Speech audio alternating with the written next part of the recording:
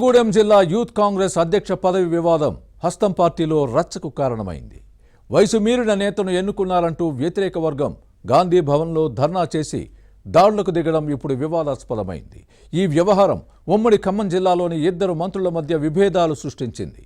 కాంగ్రెస్లో రచ్చ రాజేసిన యూత్ అధ్యక్ష పదవి వివాదంపై ఇన్సైడ్ స్టోరీ.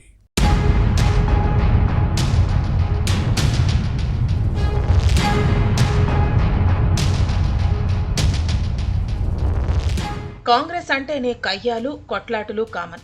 గ్రూప్ వార్ గుర్తుకొస్తుంది. భద్రాద్రి కొత్తగూడెం జిల్లా కాంగ్రెస్ లో ఇది కాస్త ఎక్కువగానే ఉంది. యూత్ కాంగ్రెస్ అధ్యక్ష పదవి వివాదానికి కారణమైంది. ఉమ్మడి ఖమ్మం జిల్లా మంత్రుల మధ్య విభేదాలకు దారితీసింది. రాష్ట్రంలో కేసీఆర్ 2 సార్లు అధికారంలోకి రావడంతో జిల్లాలో కాంగ్రెస్ కనుమరుగైనట్టేనని భావించారు. కానీ రేవంత్ రెడ్డి టీపీసీసీ చీఫ్ గా బాధ్యతలు చేపట్టిన తర్వాత పరిస్థితి మారింది. గత ఎన్నికల్లో పార్టీని అధికారంలోకి తెచ్చారు. ఉమ్మడి ఖమ్మం జిల్లాలో క్లీన్ స్వీప్ చేసింది.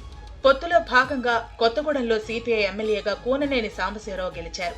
డిప్యూటీ సీఎం మల్లు భట్టి విక్రమార్క, మంత్రులు తుమ్మల నాగేశ్వరరావు, పొంగులేటి శ్రీనివాసరెడ్డి కేబినెట్ లో ఉన్నారు.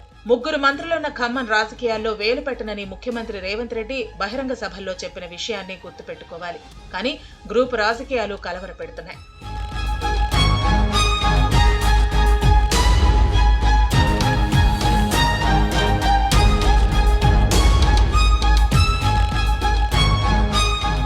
భద్రాద్రి కొత్తగూడెం జిల్లా యూత్ కాంగ్రెస్ అధ్యక్ష పదవి వివాదం రచ్చకెక్కింది. మంత్రి పొంగులేటి అనుచరుడు చీకటి కార్తీక్ ను యూత్ కాంగ్రెస్ జిల్లా అధ్యక్షుడిగా ప్రకటించడంతో వ్యతిరేక వర్గం నిరసన వ్యక్తం చేస్తూ ఏకంగా గాంధీ భవన్ లో ధర్నాకు దిగటం రగడకు దారితీసింది. ఇరు వర్గాలు భౌతిక దాడులతో కాంగ్రెస్ కార్యాలయం రణరంగంగా మారింది.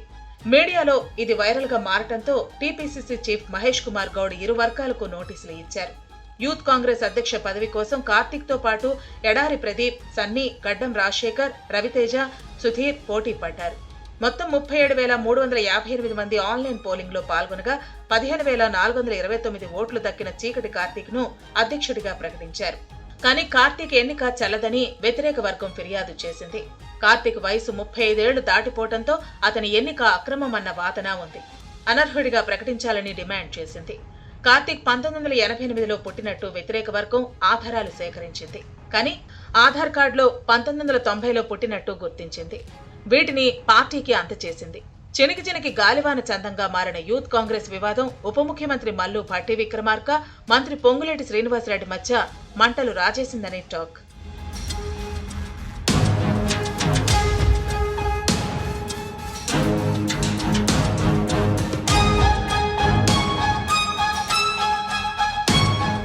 ఇక నామినేటెడ్ పదవుల విషయంలోనూ ఇద్దరు మంత్రుల మధ్య విభేదాలకు కారణమవుతోంది. ఇరువురు అమాత్యులు తమ అనుచరులకు అండగా నిలుస్తున్నారు. మల్లు ఫాలోవర్స్ కు పదవులు వస్తే పొంగులేటి అనుచరులకు ఇబ్బందిగా మారుతోంది. పొంగులేటి వర్గానికి పోస్టులిస్తే విక్రమార్క గ్రూపు వేలెత్తి చూపుతోంది. ఈ వ్యవహారం పార్టీకి తలనొప్పిగా తయారైంది. కొన్నిసార్లు ఇది రచ్చకు దారితీస్తోంది.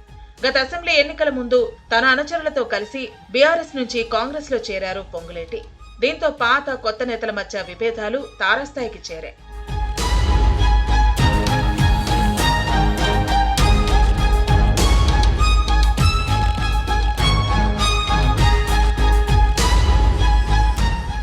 ఉమ్మడి ఖమ్మం జిల్లా వ్యాప్తంగా మంత్రి పొంగులేటి వ్యతిరేకులకు deputy CM Bhatti Vikramarka god father గా మారారని టాక్. కాంగ్రెస్ పాత నేతలు ఈయన వెంటే ఉన్నారు. కొత్తగా చేరిన వారు పొంగులేటి శ్రీనివాసరెడ్డిని అనుసరిస్తున్నారు. ఇరువురి ఫాలోవర్స్ మధ్య వివాదాలు పోలీసుల వరకు వెళితే మంత్రులు జోక్యం చేసుకుని అధికారులకు వార్నింగ్ ఇవ్వటం తలనొప్పిగా మారింది. జిల్లా అధికారులు ఏ మంత్రి మాట వినాలో అర్థమవక ఇబ్బందులు పడుతున్నారు. ఏ విషయంలో ఎవరికి కోపం వస్తుందోనని తలలు బాదుకుంటున్నారు. తమ పరిస్థితి పాము నోట్లో కప్పచందంగా మారిందని ఆఫీసర్లలో ఆవేదన వ్యక్తమవుతోంది. ఉమ్మడి ఖమ్మం జిల్లా కాంగ్రెస్ లో నేతల కీచులాటను టీపీసీసీ ఎలా సెట్ చేస్తుందో చూడాలి.